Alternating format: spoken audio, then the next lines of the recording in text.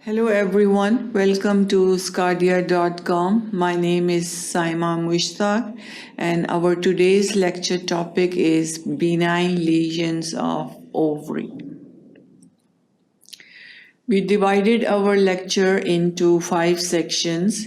In the first section, we will talk about the ovarian enlargement, and in this we will talk about the non-neoplastic causes of ovarian enlargement, follicular cyst, corpus luteum, and lutein cysts.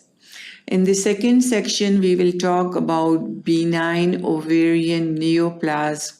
What's the classification of benign ovarian neoplasm? What's the mucinous and serous cyst adenoma? What's Brenner tumor and dermoid cyst?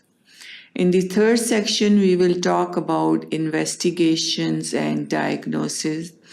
What's the different investigations performed to diagnose the benign lesions of the ovary? What's the differential diagnosis? What's the complications and what's the torsion of the pedicle? In the fourth section, we will talk about clinical features and management. What's the difference between benign and malignant tumor? What's the clinical features and what's the management of benign lesions of the ovary?